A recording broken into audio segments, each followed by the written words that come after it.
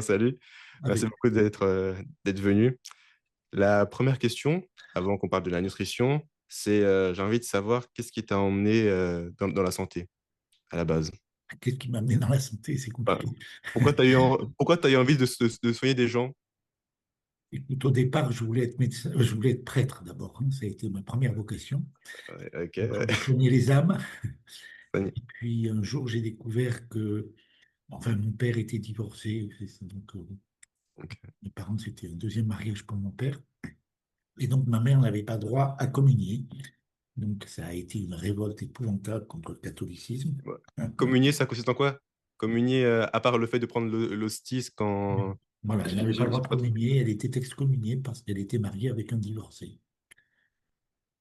Donc, quand tu es marié avec une personne dont tu as divorcé, enfin, du coup, quand tu as divorcé, tu peux plus faire la communion? Voilà, Ok, d'accord. chez les cathos, c'est comme ça. Donc Bon, ça t'a un peu dégoûté alors, de l'église, c'est donc ça ça m'a ou... dégoûté de l'Église et je me suis dit, puisque je ne peux pas être médecin des âmes, je serai médecin des corps. Et donc, j'ai décidé de faire médecine. Voilà, je suis médecin depuis 1964, 73, très précisément. Ok. Et j'ai été radié de l'ordre en 96, puisque je- j'avais demandé la prudence par rapport à la vaccination hépatite B à l'époque, en 84. La prudence, c'est-à-dire qu'est-ce que tu as dit? Enfin, tu as fait un rapport, tu as fait Oui, comment ça se passe dans ça, c'est assez compliqué. Au départ, si tu veux, c'est l'État français qui préconisait cette vaccination qui avait absolument aucun intérêt, aucun sens pour les Français. Et c'était un vaccin de plus. Et j'avais pris conscience bien des années auparavant que les vaccins étaient toxiques. Et par conséquent, lorsqu'ils ont lancé cette campagne, je me suis dit, ça va faire des catastrophes, probablement. Parce que un de plus, c'est énorme. En plus, c'était le premier vaccin obtenu par OGM, par manipulation génétique. ouais. Sachant qu'en plus, du coup, on n'est pas sûr que ça existe vraiment, le côté OGM par rapport au Microzima, etc. Bref. Oui, alors, à l'époque, je n'étais pas au courant de toutes ces choses-là. Ouais. Bon, donc j'ai écrit à tous mes confrères du Vaucluse, dans un premier temps, une lettre en leur expliquant mon cheminement par rapport aux vaccinations en général et en leur disant que peut-être c'était pas une bonne chose d'obéir aveuglément aux directives de l'État qui n'avait pas la compétence adéquate et qui mentait de façon effrontée par rapport aux besoins de cette vaccination, etc., quoi. Donc, tu as juste émis Bon, j'ai sorte demandé une juste la précaution de... prudence. Voilà, j'ai demandé juste au médecin d'être prudent et de pas obéir aveuglément. Et ça m'a valu 1 an et demi de discussion avec l'ordre des médecins et ensuite la radiation à vie pour délit d'opinion, puisque la médecine en France et dans le monde entier, enfin, toute la médecine moderne n'a plus rien ni d'un art ni d'une science. Mhm. Aujourd'hui, c'est une religion et le grand sacrement de cette religion, c'est le vaccin. Je suis d'accord avec ça. Mais Donc, du coup, ils ont même pas voulu argumenter sur ah toi, non, chaque fois que je donnais un argument scientifique, il me répondait que j'étais insolent. insolent sur quel critère, sur juste... Juste parce que je donnais un argument scientifique. Ok, donc il disait non, monsieur Scoé, votre comportement, Voilà. il est un peu trop... J'étais insolent, j'étais injurieux, soi-disant. Bah, c'est vrai que j'ai posé des questions un peu particulières à l'ordre des médecins. J'avais demandé à l'ordre des médecins si c'était une assemblée de sages ou bien si c'était des eunuques à la solde des pouvoirs publics. Voilà, tu vois, Ok. c'était le genre de... Il n'y avait pas d'injures, c'est juste une question. Bon, apparemment, ils ont compris que je les insultais, je sais pas. Ils se Et sont donc, sentis insultés. et Voilà. donc sur ça, on peut radier quelqu'un sur base de... Et ils euh, l'ont fait. Ils l'ont fait. Donc, j'ai perdu mon métier en 1996 et je me suis retrouvé sans dessous. Et par contre, j'avais le droit de faire la psychothérapie. Et donc, je me suis lancé sur la psychosomatique grâce à Claude Sabat, le docteur Hammer, etc. Claude Sepa, c'est quelqu'un qui a du coup repris la philosophie de Dr Hammer. Claude... Voilà. Ok, Claude Sabat, c'est un disciple du docteur Hammer. d'accord. Voilà, donc je me suis lancé là-dedans et j'ai travaillé. Donc, par rapport à ça, j'ai écrit beaucoup de livres. bah, j'ai fait pas mal de choses, quoi, hein. Et il fallait que je vive et que je fasse vivre mes enfants, puisque j'avais 8 enfants à charge. Ah, ça fait beaucoup, Je pouvais pas, j'imagine. je pouvais pas rester sans rien faire, les bras croisés, c'était pas possible. Mais du coup, ça veut dire qu'on t'a aussi interdit après d'exercer les fonctions de, un peu de psy. Non, la psy, Oui, un j'avais peu. le droit. La psychothérapie, j'avais le droit. Comme la D'accord. psychosomatique, c'est la psychothérapie, il n'y avait pas de Ok. problème. Voilà. Donc, tu peux par exemple encore l'exercer en présentiel ou Alors, autre. aujourd'hui, ça m'est interdit officiellement, mais on peut Ah. toujours papoter, quoi, hein. Mais du coup, ils ont dit le pourquoi maintenant c'est interdit, pourquoi tu peux plus aider Voilà. les âmes des personnes. Parce que toute personne qui m'a rencontré et qui meurt, même 20 ans après, c'est obligatoirement moi qui l'ai tué. Ça, c'est Euh, le raisonnement de la justice moderne. et c'est quoi le raisonnement encore sous-jacent? C'est quoi les prémices de ce Ah, postulat? le problème, c'est que je dérange, comme je conseille des cures de psychothérapie au lieu de la chimiothérapie et tout ça, ou des cures de vitamines. Ben, Hmm, évidemment, je suis très dérangeant pour tous ces gens. ouais, ça bouscule un peu leur lobby. Je vois. Tout à fait. Bon, je pense que la présentation a été un peu. Bah, on voit le personnage un peu de manière globale, Voilà. on va dire ça. Maintenant, on va commencer dans le vif du sujet, la nutrition. J'ai envie de faire d'abord pas un ciblage, mais euh, une sorte de grosso modo. Et on fera plusieurs séries de vidéos si tu as le temps, toutes les semaines ou tous les 2 semaines, pour avoir, in fine, que les gens aient la meilleure vision de la nutrition. Avec plaisir. D'accord? Première question.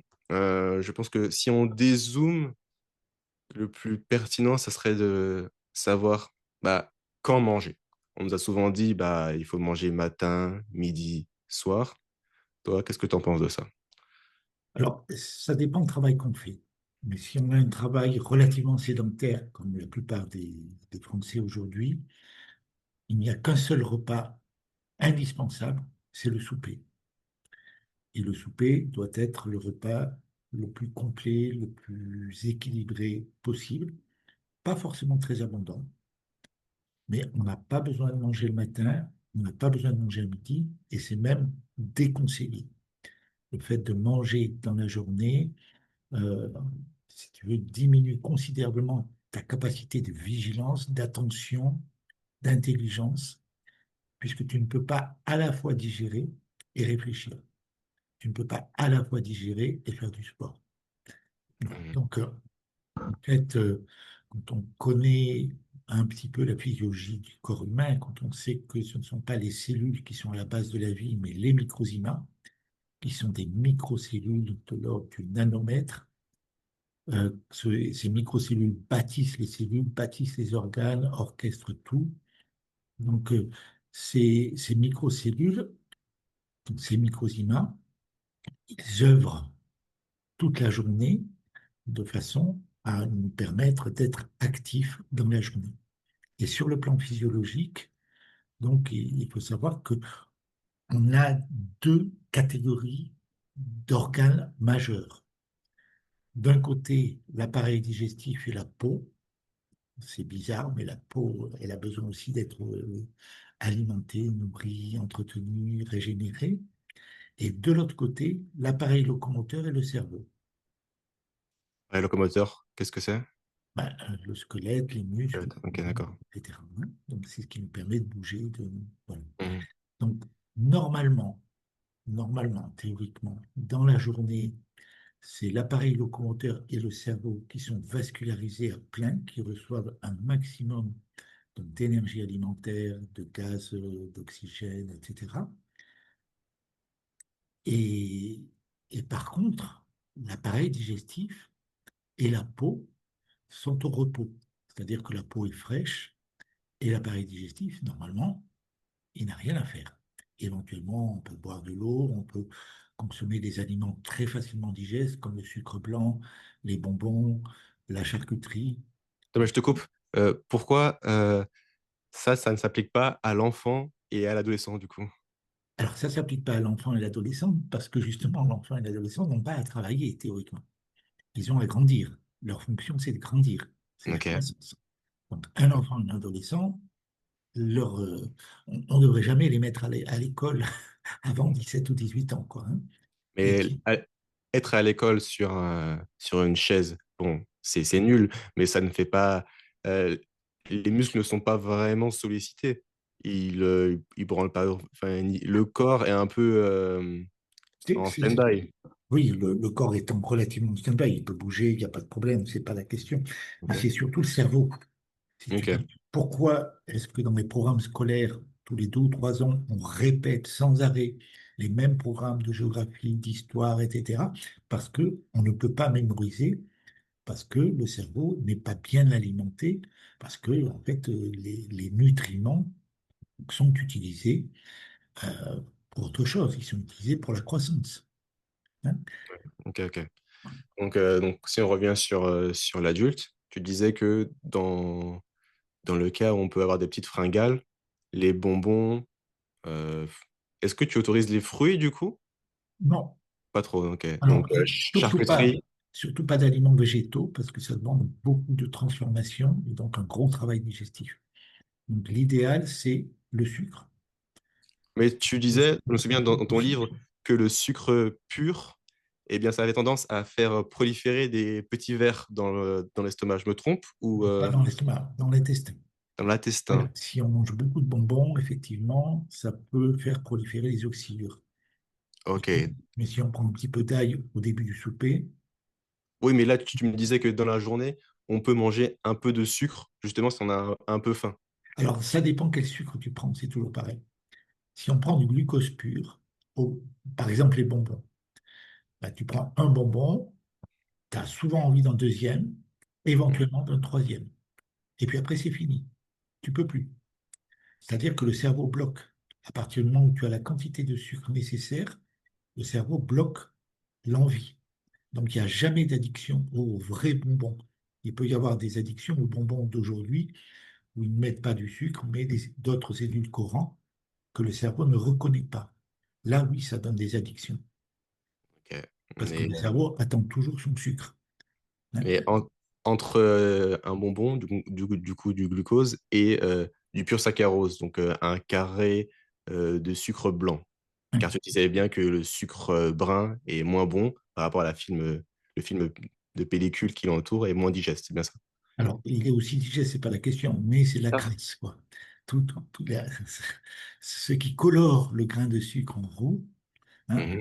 Je ne parle pas du rapadura, c'est-à-dire du jus de canne séché, hein. Ça, Ok. c'est autre chose, hein. C'est du jus de canne, c'est très complexe et c'est pas pollué. Mais le sucre roux, c'est du sucre qui a été raffiné en tant que le blanc. On a simplement évité la dernière étape qui s'appelle le clairissage, où on met le sucre dans une centrifugeuse et où on le lave avec un jet d'eau bouillante, avec de tout petits jets d'eau bouillante très très puissants, pour Mhm. faire tomber ce qu'ils appellent la pellicule d'égout, c'est-à-dire toute la crasse, tous les résidus des produits chimiques qui ont permis son extraction à partir du fruit. Donc tout Ok. ça, enfin le sucre roux, c'est une monstrueuse escroquerie.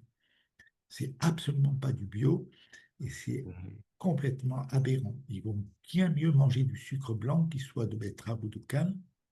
Là, on a du sucre propre. Donc le problème donc c'est du saccharose, c'est-à-dire c'est 50% de glucose que le Mhm. cerveau reconnaît et 50% de fructose que le cerveau ne reconnaît pas. Donc les microzymas sont capables de transformer le fructose en glucose, mais ça demande un travail digestif. Et ce travail digestif, évidemment, va empiéter sur les capacités du cerveau. Il faut Oh, savoir que le cerveau ne fonctionne qu'au glucose, hein. Sauf en période de jeûne, le cerveau est incapable de fonctionner avec autre chose que du glucose. Il n'a pas d'autre carburant. ok, je pensais qu'il y avait un peu de lipides aussi, mais d'accord. Non, Donc, je pensais pas qu'il y avait que du glucose. pas pour le Et cerveau. donc, dans les périodes de fringales, mais ça veut dire qu'à quel moment peuvent proliférer les petits vers au bout de 4 bonbons, 5 bonbons, 6 bonbons? Il n'y a pas Ah non, vraiment de dose? si tu prends vraiment du glucose, il n'y aura pas de prolifération. Si tu prends beaucoup de sucreries dans la journée, effectivement, les petits vers, les oxydures dans l'intestin, ils aiment bien, quoi, hein. Ok, donc c'est à, Oui, mais Et- c'est très mineur comme problématique, hein, les mais oxydes. ces vers d'où ils viennent à la base. Il faut bien qu'ils viennent de quelque part. Ah oui, alors là, ce sont des parasites qui viennent de Ok, l'extérieur. c'est des parasites. Viande, peut-être? Non. On trouve les œufs se trouvent dans les salades, dans les crudités en général, quoi. Ok. Et donc, le mieux, quand on n'a pas une grosse activité dans la journée en tant qu'adulte, c'est de manger des sucreries, bonbons, sucre pur. Mhm. Et si on est un peu plus élevé, c'est-à-dire qu'on fait du chantier, on fait un sport physique, charcuterie ou autre. La charcuterie, c'est l'idéal parce que Ok. c'est... Alors attention, il ne faut pas prendre n'importe quelle charcuterie. Il ne faut pas acheter la charcuterie au supermarché. Il Mhm. faut prendre de la charcuterie chez un boucher charcutier qui peut vous garantir que les cochons sont élevés avec respect et en liberté, qui ne sont pas enfermés. Parce que là, c'est atroce, hein. Là, on mangerait la souffrance de l'animal D'accord. et ça nous imprégnerait. Mais si on prend une charcuterie de bonne qualité, de cochons qui sont élevés en liberté et respectés, il n'y a aucun problème. L'avantage de la charcuterie, c'est que les protéines de porc sont extrêmement proches des protéines humaines. Et donc, il y a très, très peu de travail à faire pour les microzymas. Et en plus, la charcuterie, c'est un aliment cru et qui est fermenté, qui est lacto-fermenté. Donc, ce sont des bacilles lactiques qui ont commencé la prédigestion de la viande. Et par conséquent, notre appareil digestif n'a pas grand-chose à faire pour terminer la digestion. Donc, si ce qui est fermenté est plus pratique pour le corps, est-ce que les laitages, brebis, chèvres, on sait que la vache, du coup, bah, un peu bof, mais est-ce que ça peut être bon aussi en troisième solution ou équivalent à la charcuterie? Alors non, non, parce qu'enfin, oui et non, c'est-à-dire que même les brebis, même les chèvres, on leur arrache leur bébé pour qu'elles aient plus de rangement. On leur enlève leur bébé. Et donc ça représente une souffrance extrêmement importante pour l'animal et ça s'inscrit dans ces microzymas. Et quand vous consommez le lait de ces animaux, en fait, c'est un lait cancéreux, puisqu'en Mhm. fait, ce traumatisme amène l'animal, la brebis, la chèvre ou la vache, à développer un processus cancéreux au niveau des mamelles, ce qui permet l'augmentation du rendement, c'est-à-dire qu'on passe d'une production de 5 à 6 litres de lait à 20, 30, 40, 50 litres de lait parfois. Mais ce lait, il y a plein de microzymas dedans, et ces microzymas, quelque part, ils portent cette souffrance. Hein, ils ont ce processus cancéreux. Alors, c'est pas dangereux pour ces animaux parce qu'ils savent synthétiser la vitamine C, et donc le cancer ne dérape jamais et n'enclenche jamais de catastrophe, mais ce cancer exprime une souffrance et il l'exprime particulièrement dans le lait. Donc, tous les laitages animaux sont à exclure. Par contre, on peut prendre des yaourts avec du lait de coco ou des choses comme ça, quoi, hein. Avec des laits de Ok. coco, là, il n'y a pas de problème. Donc, en journée, est-ce qu'un fromage de chèvre, de brebis, c'est équivalent un peu à prendre de la charcuterie? Enfin, tu vois, en termes de ce que le corps peut assimiler de manière bénéfique. Alors, là, il l'assimilera pas de manière bénéfique puisqu'il va récupérer la souffrance. Oui, mais donc il y a aussi la souffrance qui est véhiculée dans un fromage, dans... Ah oui, ok. absolument. Si tu veux. En fait, ce qu'il faut bien comprendre, c'est que la souffrance de l'animal se Mhm. traduit par une cancérisation des mamelles. Ouais. Et cette cancérisation des mamelles amène la production de lait. Mais les microzymas qui fabriquent le lait et qui vont se retrouver dans le lait sont les microzymas qui sont les principaux euh, porteurs de cette souffrance. Ils expriment cette souffrance à travers cette biologisation, cette somatisation. Mais il me semble que tu me disais aussi qu'il y avait aussi cet amour inconditionnel qui était véhiculé. Est-ce que cet amour, il n'est pas aussi bénéfique pour le corps? Alors, il y a aussi de l'amour inconditionnel, c'est clair, et c'est une grande qualité des animaux que les humains ont perdu bien souvent, malheureusement. Mais c'est en même temps quelque chose d'assez terrible, parce que cet amour inconditionnel fait que, par exemple, une vache, au lieu de vivre 20 ans, ne va pas dépasser 3, 4 années maximum de vie.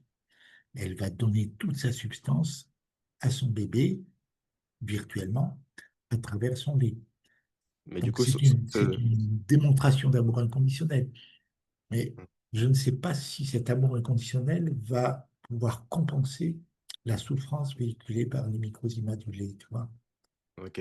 Là, c'est Malgré une le fait question. que, du coup, ce cancer, qui est une sorte de boost, rend le lait plus nourrissant, non?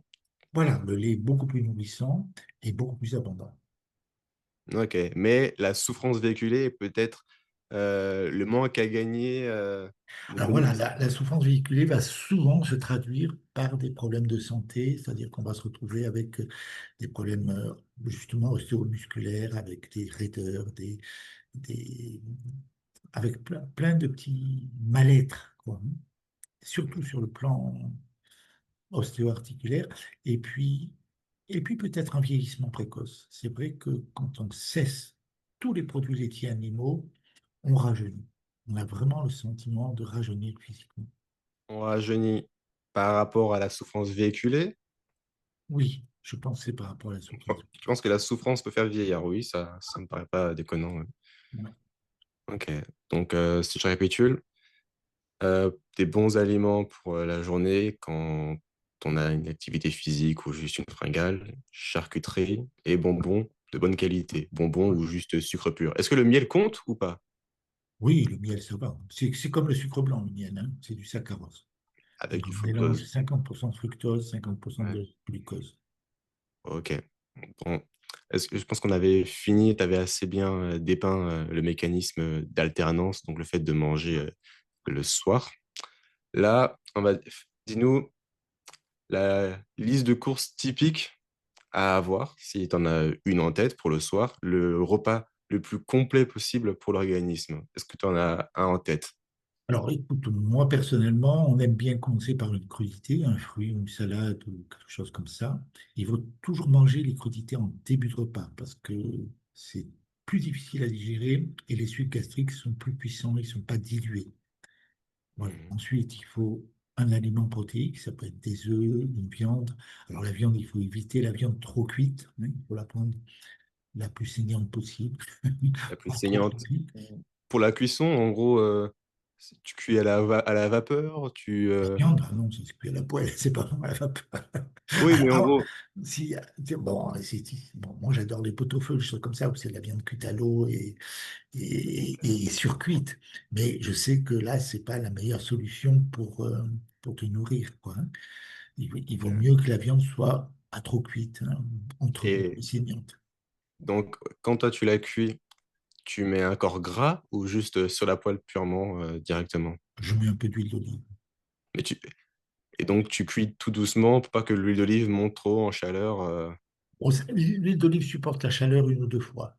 Il faut pas la réutiliser pour des fritures répétées. Mais une C'est-à-dire une ou seule deux fois, fois. En gros, tu peux cuire tu à, peux, on va dire, tu mets à la puissance du feu ou juste la plaque électrique moyen, c'est le voilà. max, ou tu peux aller à pleine puissance en la faisant Tu toaster peux aller à vraiment. pleine puissance, il y a pas de Ah souci. bon? Mm. Je pensais que du coup, elle commençait à dégager Non, non. bah, Mm. Il des faut substances plusieurs toxiques. cuissons. Il faut plusieurs cuissons à pleine puissance pour qu'elle se dénature. Ok. Et elle garde en propriété? Ah non, une huile cuite, elle n'a plus de vitamines, hein. Mais du coup, elle apporte quoi? À part le goût. Donc, c'est juste pour le goût. Ok, ok. Oui, Au moins c'est oui, honnête. mais c'est pas obligatoire, hein. Tu peux le faire au grill sans huile, hein, c'est pareil. Mais ce Ok. qu'il faut, c'est pas cuire trop la viande. Mm. Donc il faut une crudité, une viande, enfin un aliment protéique, soit deux œufs, soit une viande, au moins deux œufs par jour pour un adulte, hein. Attends, je reviens sur crudité. Tu inclus quoi dans crudité? Salade, tomate, Oui, poivron, tous les fruits.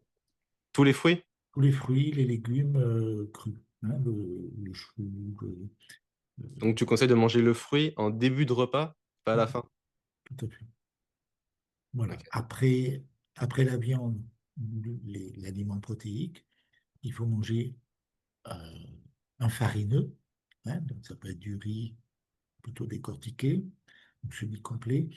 Euh, Moi, je préfère le manger blanc. Soit des pâtes, enfin le blé aujourd'hui, ça pose beaucoup de problèmes, hein, avec le soi-disant Le gluten? le soi-disant gluten. Donc, en fait, c'est pas le gluten qui est nocif, mais tous les additifs, tous les pesticides qu'on utilise pour la culture et la conservation. Donc, tu penses que les gens, quand ils disent ah, c'est bon, j'ai arrêté le gluten, je me sens mieux, c'est parce que justement, ils commencent à acheter du bio et qu'il y a peut-être moins de pesticides dedans, Mais ou c'est du coup vraiment lié au gluten en lui-même? non, le gluten en lui-même, à mon avis, ça c'est c'est pas réel, hein. C'est uniquement les pesticides qui sont utilisés. Les Hmm. pesticides qui sont utilisés. Alors attention, on utilise des pesticides pour la culture, mais on utilise aussi des tas de produits chimiques, en particulier à base d'aluminium, des sels qui sont très très nocifs pour la conservation dans les silos. Et ça, le bio n'y échappe pas. Alors le bio, je sais pas, ça dépend si c'est fait vraiment par un petit paysan qui fait lui-même sa farine. Non, il n'y a pas de problème. Le problème, c'est toujours pareil. On est dans un monde où il faut la productivité, le rendement, les quantités. Et pour écouler, ben, il faut parfois du temps, et c'est là qu'ils mettent dans les silos pour les conserver. Alors, si c'est un Ok, petit paysan qui fait ça de son côté, tranquille, oui, là, il n'y a pas de souci. d'accord. Donc, mais quand tu dis manger juste après la protéine, donc viande ou œuf, tu conseilles de séparer le moment où tu le manges, c'est-à-dire de ne pas manger en même temps viande et le glucide. Si tu es en bonne santé, tu peux tout manger en même temps après, hein. Enfin, il faut pas manger les crudités avant. Ensuite, on peut prendre en même temps la viande, le farineux et un légume vert, hein. Il faut aussi un légume vert cuit. Un légume vert cuit. Ok. Pourquoi un légume vert en particulier? Alors pourquoi vert? Ben, ça peut être des carottes, c'est pas vert, mais Ouais. il faut aussi des légumes parce que ça apporte des... Ah, j'ai perdu. C'est pas la cellulose, ça? Voilà, ça apporte de la cellulose. Et la cellulose est importante à deux niveaux, hein. Elle est importante pour le transit intestinal, pour éviter d'être constipé, Mhm. mais elle est importante aussi parce que elle récupère la bile qui est sécrétée au niveau du début de l'intestin grêle et elle l'empêche d'être réabsorbée, ce qui permet de diminuer et d'évacuer beaucoup de pesticides et de cochonneries, puisqu'en fait, la bile, c'est c'est- c'est un produit d'élimination de déchets. Donc, ces déchets sont éliminés dans les matières fécales à condition de consommer de la cellulose, c'est-à-dire des légumes. Et ça change quoi qu'il soit sous forme cuit ou pas cuit? Non, là, c'est pas gênant. Mais du coup, pourquoi tu préconises d'avoir lors du repas d'abord crudité? Ok, on a les crudités fruits, les légumes. Mhm. Après, on a la viande qui l'accompagne. Et pourquoi il faut accompagner de la viande avec un légume qui serait cuit, si on a déjà avant une- un apport de cellulose à froid? Oui, s'il y a suffisamment de salade, on peut se passer du légume cuit, je suis d'accord, et se contenter du farine. Ok, mais on peut l'ajouter, ça peut rajouter. Voilà. Le plus, c'est plus agréable de se faire sa petite cuisine et de mélanger les pâtes avec des courgettes, avec Oui, des c'est vrai. oignons, avec des choses comme ça. C'est bien meilleur. Ok, ok. Le, Et le goût est important, hein. Le goût, je ne sais pas si tu le sais, mais les, les personnes qui ont certains types de cancer et qui ne peuvent pas manger par la bouche, qui sont nourris avec une sonde qui est plantée directement dans l'estomac, ils meurent quelque part de désespérance. Parce que quelque part, le, le fait de manger est un immense bonheur, quoi. ouais, c'est vrai. Ok, ça me parle. Et niveau lipides, Alors, là, du coup, lipides, voilà, il faut beaucoup de lipides et le meilleur lipide, c'est l'huile d'olive de très bonne qualité. C'est-à-dire qu'il faut prendre de l'huile bio et, et le plus près possible de chez vous. Il faut ok. éviter l'huile qui vient de l'autre bout du monde. Ce qui me vient en tête, c'est qu'il y a deux types d'huile d'olive. Celle où l'huile d'olive, enfin, où l'olive a été cueillie quand elle n'est pas super mûre, quand elle est encore bien verte, et Mhm. celle où elle est un peu marron. Donc, j'ai plus le terme pour appeler ça. Mais il me semble que l'huile marron, enfin, l'huile avec des olives qui ont été cueillies assez mûres, contient plus de vitamine E. J'en suis pas sûr, hein. Tu dis-moi si c'est le Probablement. contraire. Probablement. Mais toi, tu me conseillais que c'était meilleur de prendre l'huile d'olive où l'olive a été cueillie bien verte. J'ai pas d'opinion là-dessus. Je sais pas. Pas d'opinion. Donc, tu penses pas que, il y aurait une huile d'olive qui serait meilleure que l'autre suivant euh, le timing où l'olive a été cueillie? Je sais pas. Là, sincèrement, moi, souvent, quand je commence à prendre un nouveau produit, je teste au pendule pour voir s'il vibre bien. Mais bon, c'est pas du tout scientifique, c'est complètement subjectif. Au pendule, c'est-à-dire, tu vois les réactions de ton corps au fur et à mesure des jours ou Non, non, non, je regarde si la qualité de l'huile est bonne ou pas. c'est la qualité de quoi? De l'huile, De ben, le l'huile. produit, la Mais qualité comment? du produit que je teste est bonne. Et si tu veux, je me fais une échelle mentalement, je vois un rapporteur et je demande au pendule de battre en fonction de la qualité. Alors, si la qualité est bonne, on est aux alentours de 180 degrés. Si la qualité est médiocre, c'est 90 degrés. Si la qualité est mauvaise, c'est en dessous de 90 degrés. Ok, ouais, c'est un principe intéressant. Ok. Et donc, pour boucler ça, il y a un dessert à la fin ou pas? Alors voilà. Après, il faut le dessert. Et là, il faut un dessert sucré qui contient du glucose. Donc. Alors, la confiture, le bonbon, le miel, c'est un peu juste. Il faut apprendre à cuisiner et à se faire des flans, à se faire des crèmes renversées, à se faire... Donc, on est le soir, je suis fatigué, il faut que je fasse un flan. Voilà. Il y a pas une autre solution qui se fait, je sais pas, en 5-10 minutes? Attends, Tu peux faire du riz au lait, tu peux faire avec du lait allô, végétal, hein, tu fais du riz au lait avec...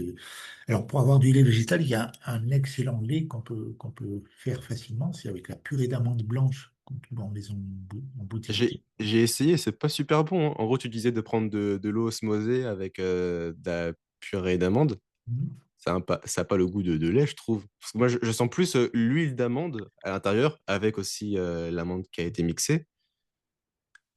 C'est bon. Après, c'est vrai que je prenais sans sucre. Donc, c'était juste de l'eau avec purée d'amande. Peut-être que c'est pour ça que le goût était pas terrible. Voilà, sûrement. Mais si tu prends sucré, tu verras pas la différence.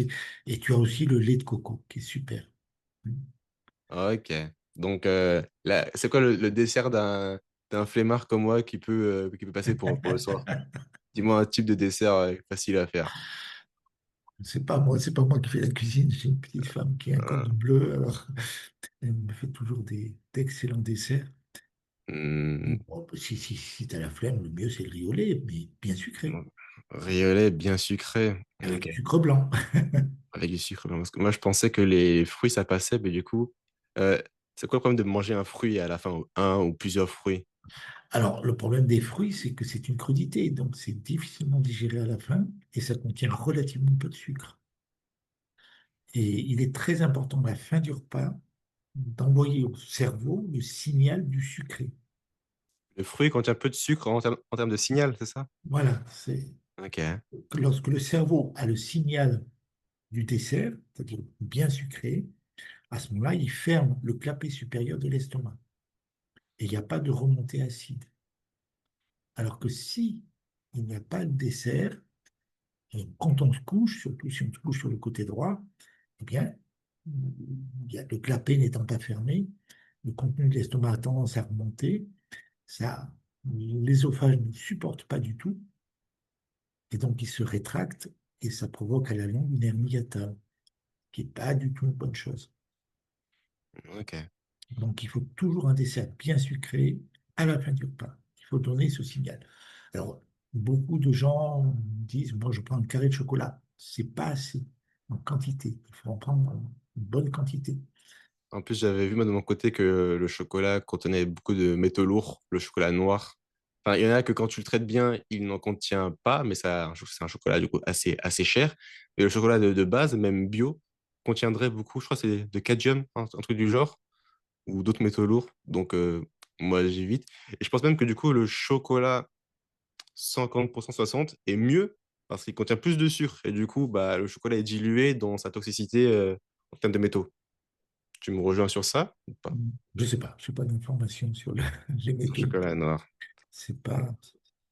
Ok. Et je reviens aux fruits. Est-ce que tu penses que le mécanisme du fait de manger des fruits après le repas provoquerait un effet un peu alcool?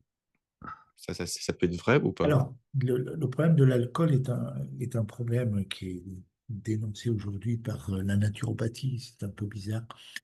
Euh, L'alcool n'est absolument pas un poison. Il n'est absolument pas nocif en soi. Il n'est nocif que si on en abuse, c'est-à-dire si on se désaltère avec de l'alcool. Il faut considérer l'alcool comme un aliment, hein. Et les microsimats transforment le sucre en alcool. Tous les sucres sont transformés en alcool. C'est normal. Et c'est bon. Il n'y aurait pas un mauvais effet sur le cerveau? Non. Non, non, ça peut donner une légère euphorie, mais bon, c'est pas majeur. Un enfant, du coup, peut consommer de l'alcool ou pas? Vodka, si c'est un verre par, je sais pas, par semaine, ça provoque quoi chez lui? Rien du tout? Hormis Un enfant, un enfant, oui. bon, il n'aura pas trop le goût de l'alcool en général. Ouais. Ils sont vraiment tordus. En Ok. général, ils sont pas portés sur l'alcool. Pas encore, quoi. D'accord. Adolescents peut-être pour faire comme les copains. Donc, je pense vraiment que un verre de whisky, tous les 2 jours, 3 jours, si c'est bonne qualité, un verre de whisky ou autre, hein, qu'importe, n'a pas d'effet délétère sur l'organisme. Ah non, pas du tout. Pas du tout. C'est, on, on accuse l'alcool de provoquer la cirrhose du foie, mais c'est pas vrai. C'est pas l'alcool qui provoque la cirrhose du foie. Si tu veux, c'est en fait les gens qui ont une cirrhose du foie sont des gens qui sont en conflit de manque. Mhm. Et ce conflit de manque, il est orienté sur la maman. Et la maman, sur le plan nutritif, il faut bien se mettre dans la tête que la maman est le pivot de la nutrition, puisque c'est elle qui est censée nourrir le bébé dès la naissance. Et toute la vie, plus ou moins. Après, une fois qu'on est adulte, non. Mais quelque part, on trouve des substituts de maman, d'une manière ou d'une autre, ou bien on devient une maman si on est une femme, etc.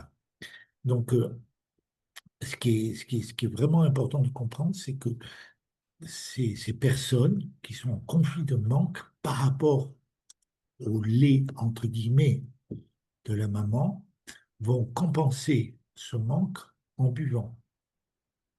Et elles ne font pas la différence entre l'eau et l'alcool. Donc elles se désaltèrent avec de l'alcool. Alors, c'est pas en soi l'alcool qui est mauvais, c'est que quand elles sont en conflit de manque, quand elles sont dans cette souffrance de manquer du contact et de l'aliment de maman, eh bien, leur cerveau ordonne la construction d'une petite tumeur du foie, qui est en fait un grenier pour stocker des réserves.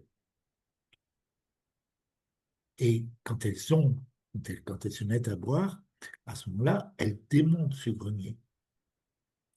Et il reste une cicatrice.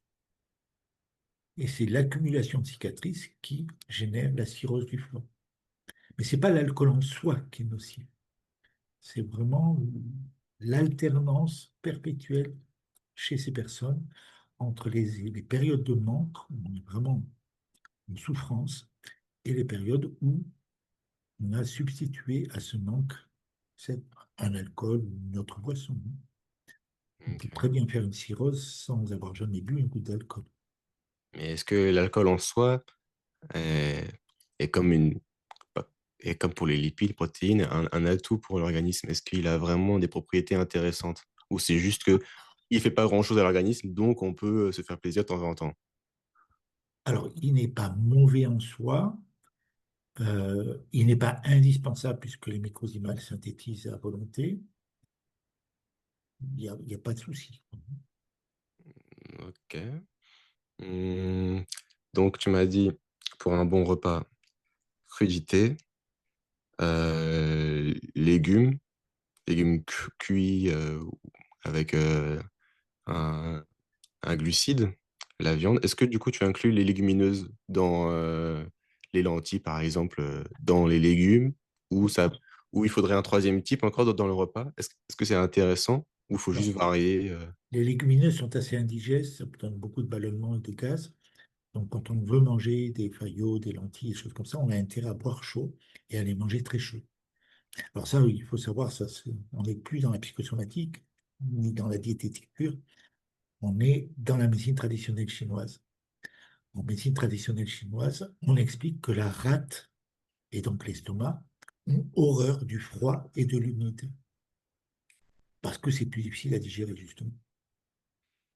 Donc, Et en général, moi, des fois, attends, je te coupe. Pourquoi moi, des fois, j'ai envie de boire froid? Des fois, ça m'arrive.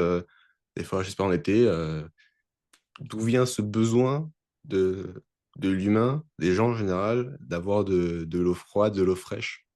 c'est peut-être parce qu'on fonctionne en mode binaire. Tu sais que les Berbères, les Arabes dans le désert, ils boivent du thé bouillant et très sucré, comme par hasard, Ok.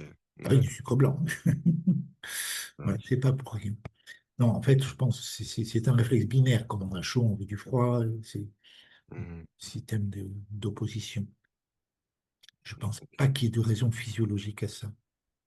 D'accord. Donc, est-ce que toi, tu as en tête des aliments? Je sais que toi, le soja, tu n'étais pas vraiment friand de cet aliment par rapport aux phytoestrogènes, etc. Est-ce que tu as d'autres types d'aliments? Enfin, on va dire pourquoi le soja, pour toi, c'est pas bon pour le corps. Est-ce que tu as d'autres aliments où ça te fait warning Alors, si tu veux, si on prend par exemple les haricots secs, les cailloux, des choses comme ça, si on boit chaud en même temps et si on les mange bien chaud, l'estomac et la rate arriveront à l'assumer, à le digérer correctement et on n'aura pas trop de gaz, pas trop de diarrhée, pas trop de désagréments. Par contre, si on boit froid avec, c'est la cata. Alors, Ok. il faut dire en passant, le four à micro-ondes est une fausse chaleur. C'est-à-dire que tous les gens qui font chauffer au micro-ondes, en fait, c'est exactement comme s'ils buvaient froid et même glacé. Et donc ça, c'est pas bon du tout. Et ça amène justement une sorte d'inertie de l'estomac et de la rate qui fait que la digestion prend des heures et des heures et des heures.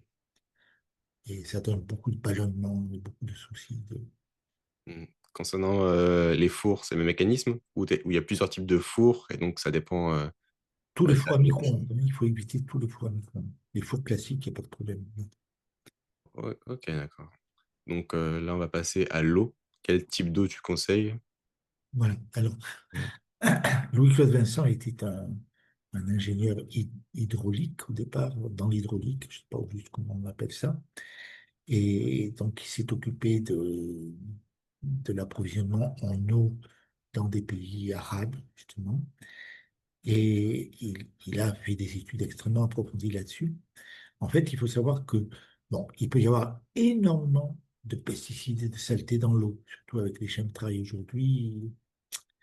On est bien gratiné. Et puis tous les gens, tout ce qui est rejeté dans les égouts, les chimiothérapies, les pilules contraceptives, les hormones de partout. Donc l'eau est extrêmement nocive. Il ne faut pas boire l'eau du robinet comme ça, c'est dangereux. Il faut boire de l'eau filtrée. Alors il y a plusieurs types de filtres. Il y a des filtres qui enlèvent simplement les toxiques, c'est-à-dire les métaux lourds, les pesticides, les choses comme ça, c'est déjà pas mal. Mais il y a des filtres qui enlèvent tout, c'est-à-dire qui enlèvent également tous les minéraux présents à l'origine dans l'eau. Il y a normalement des minéraux dans la plupart des eaux de source. Et le problème de ces minéraux, c'est qu'ils ne sont pas assimilables par le corps, mais lorsqu'on les consomme, ils viennent prendre, ils viennent s'installer sur les sites de réception et d'assimilation des sels minéraux dont nous avons besoin. C'est-à-dire que nous ne pouvons plus assimiler les sels minéraux que nous trouvons dans les légumes, dans la viande, dans des choses comme ça. Donc ça, c'est très préjudiciable. Et Louis-Claude Vincent avait pu remarquer que quand on a une fracture, on, on calcifie et on répare deux ou trois fois plus vite si on boit de l'eau sans aucun résidu, c'est-à-dire la plus propre possible. Donc le mieux, ça serait 0 mg à sec, Non, carrément. le moins possible. J'ai moins de 20, je crois. Je sais pas quels sont les chiffres officiels. Donc, les meilleures eaux en bouteille actuellement, c'est euh, Montrouge, Rosé de la Reine, Montcalm, mais c'est des bouteilles plastiques, donc ça pollue la planète, donc c'est une horreur. Et il y a Et aussi, tu me disais aussi des résidus dans la bouteille, non? voilà, en plus il y a les résidus plastiques de la bouteille. Alors, donc la solution, c'est l'osmoseur inverse. Donc, l'osmoseur inverse, c'est un petit investissement, c'est entre 5 et 600 euros. Et, ah oui, parce qu'il y a l'osmoseur que tu branches au raccordement Oui, et l'osmoseur portatif qui est bien bien cher. Je les ai vus dans les 800 euros par là. Mais celui où tu branches à l'arrivée, ouais, dans les 500, comme tu dis à peu près. oui, 5 à 6 Mais euros, on a de la bonne marchandise.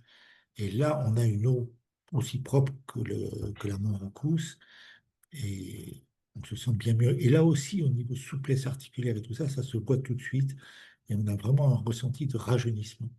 mais je voulais savoir, dans la tuyauterie, on peut pas, quand on branche juste à l'arrivée, on ne sait pas vraiment dans quel état est notre tuyauterie. Il n'y a pas après d'autres métaux qui peuvent se déposer. On a une bonne eau qui a été filtrée par l'osmose, mais Oui. quand elle arrive dans notre verre, est-ce qu'elle n'a pas encore été impactée par le robinet? En principe, c'est des techniques qui sont éprouvées avec des robinets qui sont pas qui Hmm. sont en inox, donc je pense pas qu'il y ait de problème. Ok, d'accord. Donc une eau osmosée. Est-ce qu'après tu conseilles un système de revitalisation? C'est-à-dire, je me souviens que tu parlais d'une sorte de coquille Oui, Saint-Jacques que tu pouvais mettre devant par rapport aux ondes qui sont émanées, ou il y a des systèmes aussi où l'eau est mise en mouvement pour envoyer un signal. oui. Alors, il y a plein de choses. En général, les osmoseurs, ils mettent toujours un vortex, justement, pour redynamiser l'eau déjà. Et bon, la coquille Saint-Jacques, mettre une carafe d'eau devant une coquille Saint-Jacques, alors il faut que la coquille Saint-Jacques soit à la lumière, hein. Donc, il faut que ce soit une carafe d'eau transparente et il faut qu'elle soit éclairée. À ce moment-là, les ondes de forme émises par les rainures de la coquille Saint-Jacques redynamisent l'eau en quelques minutes. Donc ça, c'est déjà très bien. Bon, il y a d'autres systèmes qui sont plus onéreux, comme le système Plocher ou d'autres, qui sont excellents. Comment Et tu dis? Système plancher? Plocher, Comment- P-L-O-C-H-E-R. Ça consiste en quoi? Je ne sais pas. Alors, c'est des aimants, je pense, je ne sais pas où juste, c'est Mhm. des tablettes qu'on met sous la carafe. Donc ça fonctionne très bien, il n'y a pas de souci. Mais c'est onéreux, hein. Une coquille Saint-Jacques, ça ne coûte pas grand-chose. Vous achetez ça chez le poissonnier, vous regardez avec le coquille Saint-Jacques et puis avec l'animal, et vous avez ensuite votre dynamiseur. Ok, ok. Donc sur l'eau, on a vu ce qu'il fallait. Alors, sur le plan pratique, la coquille Saint-Jacques, il faut qu'elle soit du côté convexe. C'est le côté convexe qui est tourné vers la carafe, Bon, hein. c'est convexe. Convexe, Alors, on remet dans les bases convexe, c'est de la là, hein. lumière. Là, Ouais. c'est le côté concave, là où il y avait l'animal. Là, c'est beaucoup moins puissant. Là où le maximum de puissance, c'est là où les rainures sont vraiment apparentes. Donc, la coquille, quand elle est creuse, elle est comme ça. Et Oui, donc, le côté convexe, c'est quand elle est en mode coquille, vraiment. voilà. De l'autre côté, il faut mettre ce côté-là vers la carafe. Et devant la lumière. Enfin, Il faut sur que une ce source de soit, lumière, faut que ce soit dans la lumière. mais c'est la coquille qui se prend la lumière du soleil ou c'est la coquille et la carafe d'eau? Alors, si tu veux, la lumière arrive sur la coquille Ok, et l'image des raies de la coquille vient dans la carafe et redynamise l'eau. d'accord, ouais. Ok. Euh, Et j'avais vu aussi que tu parlais des... Non, c'était pas toi. Mais que donc ça change pas grand-chose de mettre des gouttes de citron dedans. Ça redynamise pas du tout, j'imagine. Je sais pas. Pourquoi pas? Pourquoi pas? Le Ok. mieux, c'est à ce moment-là mettre un peu de vitamine C. De toute façon, c'est c'est important de consommer de la vitamine C. J'avais vu un truc qui disait que la vitamine C était pas bon pour le sport quand on pratique. Enfin, pas avant ni après. L'étude disait que c'était bon avant et après, mais que pendant, ça aurait un mauvais effet. Je n'ai pas trouvé de mauvais effet, mais est-ce que toi, tu as un truc sur ça à contredire ou à confirmer? C'est pas ça exactement. Quand on commence une cure de vitamine C, il faut savoir que la vitamine C a l'effet exactement inverse du café. Comme on est tout le temps stressé, énervé dans notre monde moderne, eh bien, en général, on n'est pas suffisamment reposé et on accumule d'une année à l'autre de la fatigue. Lorsque on commence la cure de vitamine C, comme elle a l'effet inverse de la vitamine C, du café, eh bien, cette fatigue va réapparaître, elle va refaire son apparition. Et donc, il faut faire attention pendant 1 ou 2 mois, ne pas conduire tout de suite après avoir pris de la vitamine C. Et il est possible que les performances en sport, les 2 premiers mois, si on en prend juste avant de faire le sport, soient un peu moindres. Par contre, si on le prend par exemple le soir, en fait, la vitamine C, il faut surtout la prendre le soir avant d'aller au lit. Là, il n'y a aucun problème dans la journée suivante, puisque le corps sera régénéré et vous aurez pu récupérer correctement pendant la nuit. Ok, mais dans mon cas, moi, par exemple, qui fait de la musculation, ça m'arrivait souvent de mettre de la vitamine C dans mon eau. Mais ça serait quoi le mieux? Mettre du gros sel dans mon eau ou de la vitamine C quand je fais mon sport? C'est parce que moi, j'ai pas de besoin de performer dans la Oui, musculation, c'est juste de l'hypertrophie. oui. Donc, est-ce que je pourrais juste mettre de la vitamine C ou alors le fait que je perde beaucoup de sodium, je pense, de potassium, lorsque je fais de la musculation, Oui. est-ce que ça serait mieux de mettre du gros sel? C'est pas mal le sel, oui. C'est pas mal, ça évite les crampes en particulier. Ok, mais est-ce que je peux même mixer les deux, vitamine C et gros sel, dans mon eau? Pourquoi pas, hein, c'est pas gênant, puisque la vitamine C est acide, mais elle n'est pas sucrée. Même si c'est un sucre, elle n'est pas sucrée. Elle n'a pas le goût sucré. Ouais, c'est vrai, ça, tu l'avais précisé.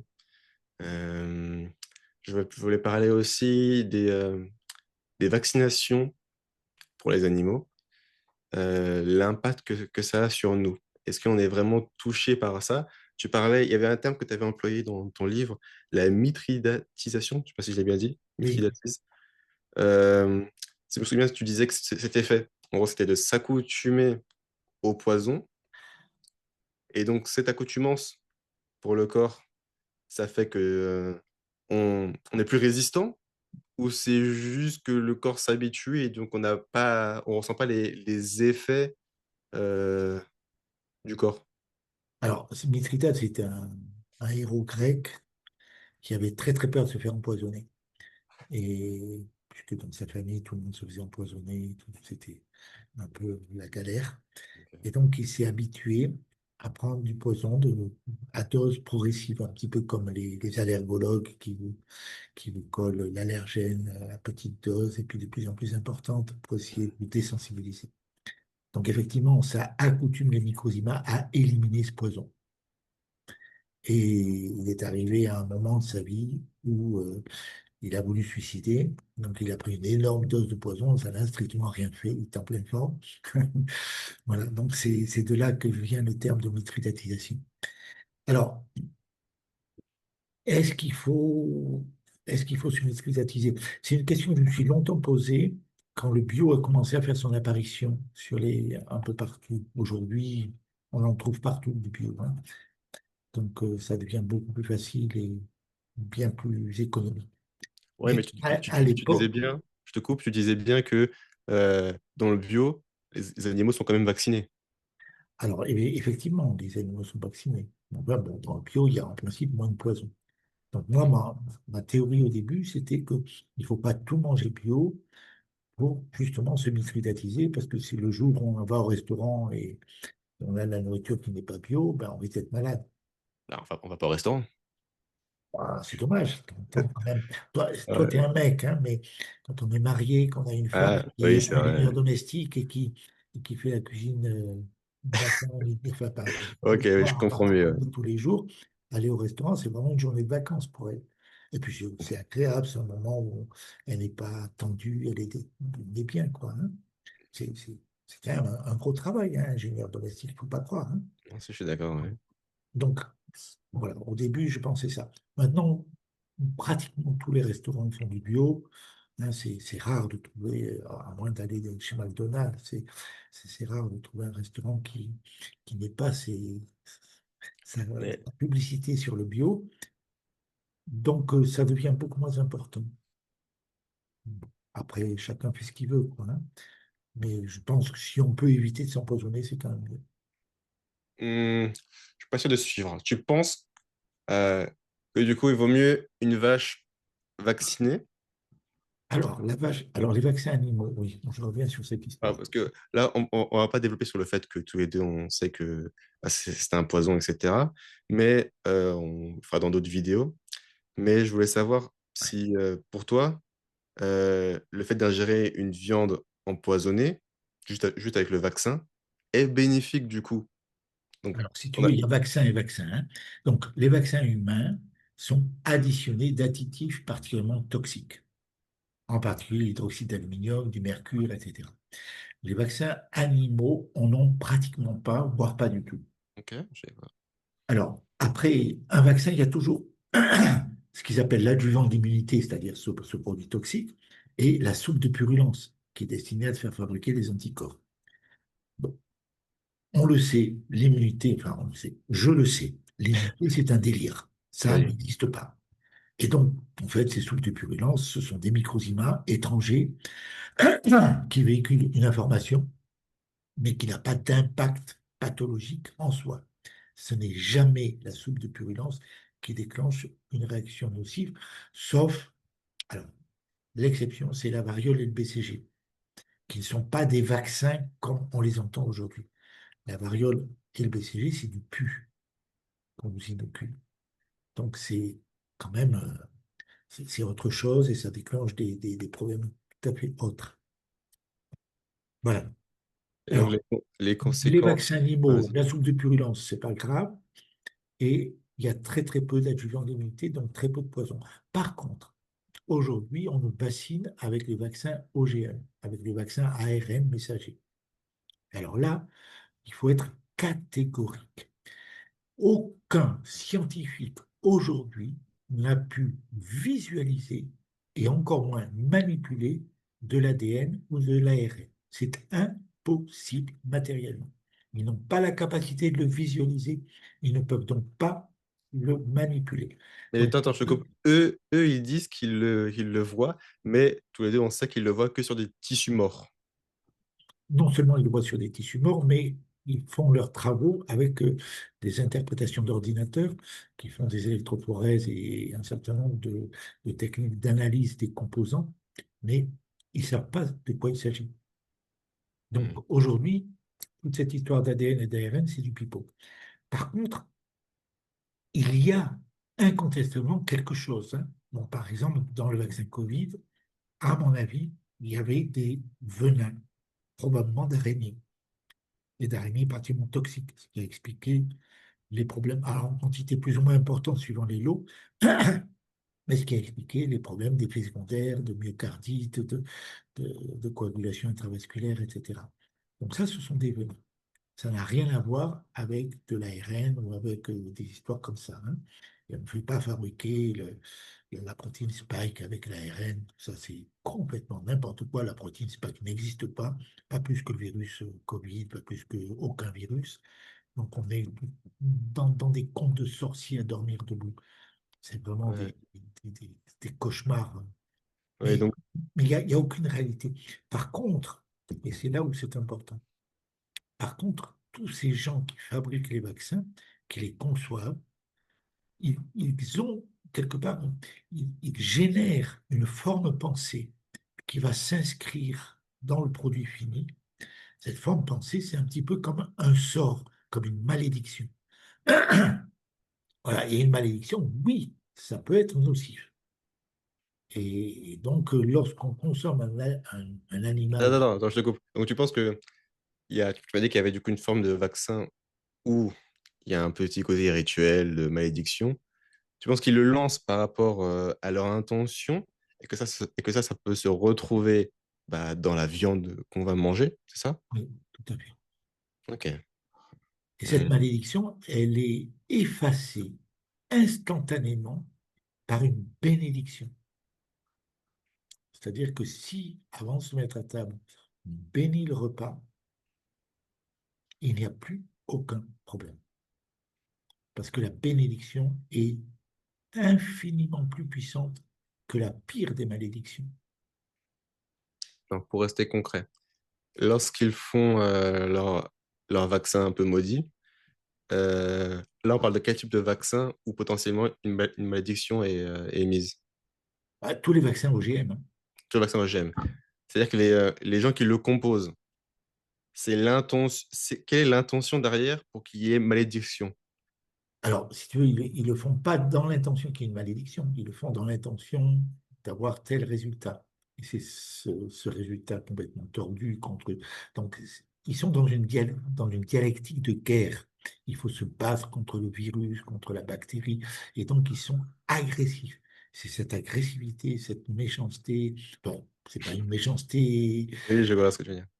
contre un autre être humain directement ou un autre être vivant, mais contre le virus ou des choses comme ça, c'est ça qu'on va retrouver dans Ouais, l'animal. mais là, je suis pas sûr de comprendre comment il peut y avoir malédiction sur un truc qui n'existe pas. Enfin, eux, ils se battent sur un truc qui n'existe pas. Donc, comment on peut avoir une malédiction sur quelque chose qui n'a pas lieu d'exister? Eux, ils se battent contre un agresseur, des virus, des bactéries, qu'ils supposent étant agressifs envers nous. Sauf que dans notre paradigme à nous, ça n'existe pas. Donc, dans la réalité, en soi, ça n'existe pas, c'est qu'ils pointent du doigt. Comment on peut maudire un truc qui n'existe pas et comment cette malédiction qui est basée sur une fausse croyance peut avoir un impact sur nous? C'est leur état d'esprit qui s'inscrit. Ok, ouais.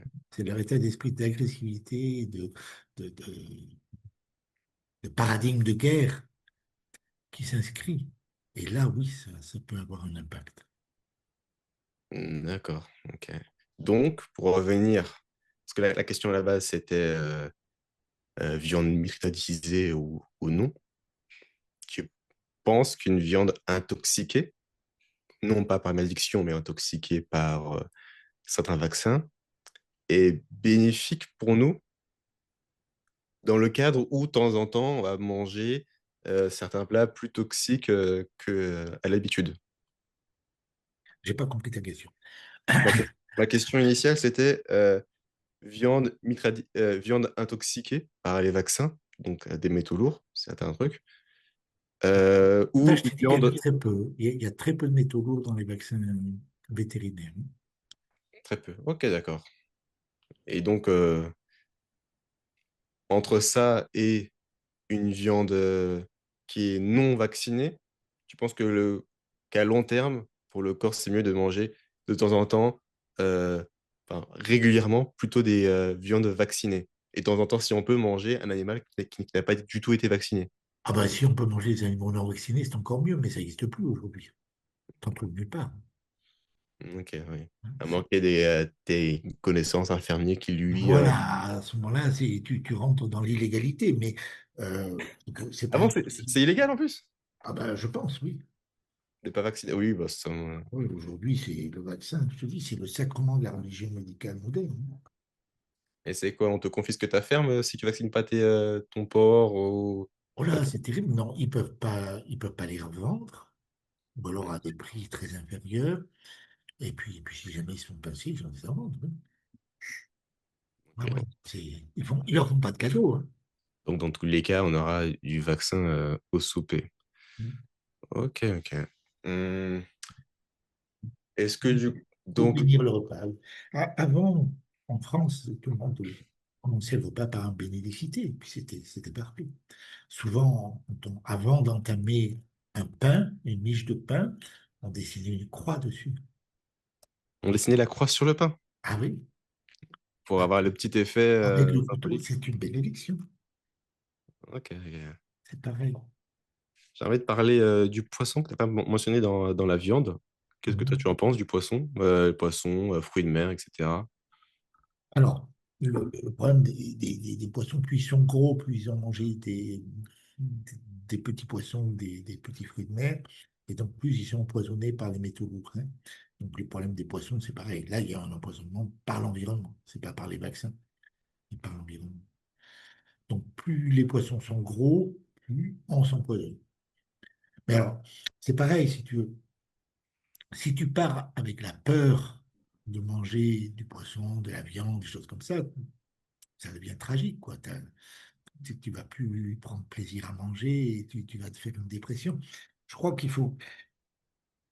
il faut bien comprendre que l'être humain n'est pas capable de synthétiser la vitamine C, mais que s'il accepte de se complémenter en quantité suffisante, c'est-à-dire 8 à 10 grammes par jour de vitamine C sous forme d'acide L-ascorbique, il élimine tous les métaux lourds et tous les poisons à mesure. Et Et puis donc, ça, c'est vraiment, c'est le courant d'air, quoi. Hein. Le poison, il ne reste pas une minute dans le corps. avec les bonnes doses de vitamine C, vitamine E aussi ou pas? Est-ce que la vitamine Alors, E a un effet aussi qui dégage les toxines? la vitamine C agit sur tous les composants hydriques du corps et la Ok. vitamine E sur tous les composants lipidiques, c'est-à-dire le système nerveux essentiellement. Donc, si on ne veut pas faire d'Alzheimer et de, ou de problèmes de cet ordre-là, de problèmes artériels ou vasculaires en général, il est bon de consommer un peu de vitamine E également. Donc elle n'a pas d'effet d'éjection de poison, c'est juste la vitamine C qui a cet effet. À la vitamine E aussi. La vitamine E aussi, ça va permettre d'évacuer les poisons du système nerveux. Ok, dans les corps lipidiques. Oui. Dans les Ok. tissus lipidiques, essentiellement le système nerveux et l'intérieur, l'intimat des artères, c'est-à-dire la muqueuse interne des artères. Hein, si tu veux, une artère, c'est plusieurs couches. Il y a une couche de tissu collagène, puis une couche musculaire, puis élastique, et puis il y a un, comme un revêtement intérieur qu'on appelle l'intima, puisque c'est à l'intérieur, et cet intima est essentiellement lipidique. Ok. Je vais pas trop creuser les compléments. On fera ça dans une vidéo entière, je pense. Euh, je sais que tu. Est-ce que du coup, tu as, le même avis pour les fruits de mer? Est-ce que eux aussi, ils vont emmagasiner des métaux lourds, des déchets, Alors, etc. plus les animaux sont petits, moins ils viennent en magazine. Ok. Après, si tu veux, comme les gros poissons, ils mangent ces petits animaux ou les petits poissons, et plus on monte dans l'échelle, et plus ils sont empoisonnés. Bon, voilà. Après, il faut relativiser, il faut quand même vivre, hein. Mais les Mhm. fruits de mer, c'est bien, surtout s'ils viennent de l'océan, ça apporte de l'iode sous forme naturelle, c'est très bien. D'accord. Mais il n'y avait pas aussi le maquereau? Je sais qu'il y avait un poisson où tu disais qu'il apportait moins de vitamine E qu'il en consommait. Enfin, un truc du genre. Alors, Il y a certains aliments qui vont consommer trop de vitamine E. Et je sais qu'il y avait des petits poissons qui en faisaient partie. Pas la sardine. La sardine est un bon petit poisson. Mais je sais que tu disais qu'il y avait un poisson qui apportait plus de vitamine E qu'il n'en consommait. Enfin, l'inverse. moi, ce que je sais, c'est que l'huile de noix Ok. a très peu de vitamine E. Et en général, elle rancit très vite, justement parce qu'elle n'en a pas assez. Et donc, l'huile de noix n'apporte pas de vitamine E à titre curatif. C'est quoi rancir? Rancir, c'est justement l'oxydation, puisque les vitamines sont des antioxydants. D'accord. Voilà. Donc, après, pour les poissons, je ne sais pas. Est-ce qu'il y a des poissons qui apportent, bon, qui apportent de la vitamine E, certainement, les poissons gras. Mais après, je ne sais pas s'ils en consomment, s'ils en réclament, je ne sais pas. Ça, en général, on peut le voir au fait que c'est facilement rance. Mhm. Je sais pas si.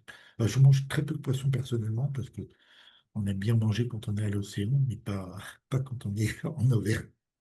Ouais, je peux comprendre. Euh, Est-ce qu'il y a une précaution à manger suivant les saisons?